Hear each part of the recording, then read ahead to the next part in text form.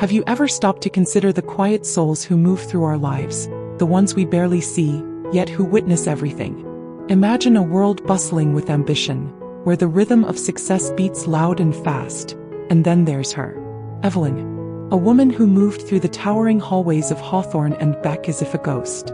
We often forget those who quietly make the wheels turn, don't we? Each day, Evelyn entered the corporate heartbeat of Dallas with the rising sun, the hum of the fluorescent lights her only companion. She wasn't part of the power plays, the bold strategies, or the self-congratulatory high fives. She was just the cleaning lady. A phantom figure gliding between desks, emptying bins, a quiet whisper in a world that only heard its own voice. How often did they truly see her or anyone like her? It was a routine she knew by heart, a dance of polish and precision, but within her a storm was brewing, unseen and unfelt by those around her. She bore the weight of countless slights, the casual dismissals, the arrogant jokes that bounced off her like rain on a window pane. She had learned to listen, to observe, and in the silence she found a truth that was hidden in plain sight. Did you know silence could be so loud? Hawthorne and Beck, a glittering testament to achievement, was hiding a dark underbelly.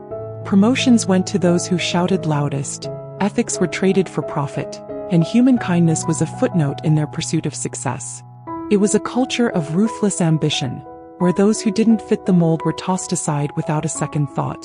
How could they miss the rot beneath the surface? At the helm was Alan Greaves, a man who wore his power like a crown, his every word a decree, his presence a threat. To him, people were just tools in his game, mere pawns to be moved and discarded. He spoke of value, but what did he truly value? It wasn't the humans that kept his empire running. One evening, as Evelyn tidied the executive lounge, a conversation reached her ears, a callous discussion about layoffs. These weren't just numbers on a spreadsheet, they were families, hopes, dreams. And yet, they spoke of them with cold detachment like disposable items. How could they be so blind to the human cost of their ambition? That night, something shifted within her. The observer became the architect. Evelyn returned home not to rest but to act. Her kitchen table became her command center, the silence her ally. For years she had kept a secret, a hidden power that no one knew she possessed. She wasn't just the cleaning lady, she was the majority shareholder, a silent force waiting for the right moment. Did they not wonder how they had ignored the signs? With a newfound sense of purpose, Evelyn began to gather information, meticulously assembling the pieces of the puzzle. Each unethical act, each instance of callous disregard, became ammunition in her arsenal. She wasn't stealing, she was reclaiming. She was assembling a story that would shake the very foundation of their gilded cage. She called upon a network of unseen allies, individuals who believed in justice and fairness. Together they built a strategy, a blueprint for not just exposing the corruption but for healing the wounds. She chose the path of integrity, the higher road, as hard as it might be. She practiced her speech, rehearsing not just the words, but the truth she carried within her. This wasn't about her. It was about all those who had been silenced, all those who had been ignored. She would not simply call them out, she would awaken them to their own shared humanity. The moment was at hand. The day of the shareholder meeting arrived, a day of judgment, a day of reckoning. The boardroom was filled with the self-assured, the powerful, the elite. None of them saw the revolution that walked quietly through the door, pushing a cleaning cart. To them she was just background noise. How wrong they were. Then something extraordinary happened. She spoke. Her voice, steady and calm, cut through the noise, the arrogance, the entitlement. She laid out the truth, the evidence, the years of injustice laid bare for all to see. "I'm not just a cleaning lady. I am the majority shareholder," she declared, her words resounding like a thunderclap. "And today I am firing you."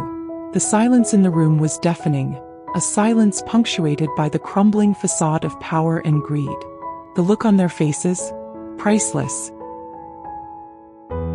That day the invisible became the undeniable.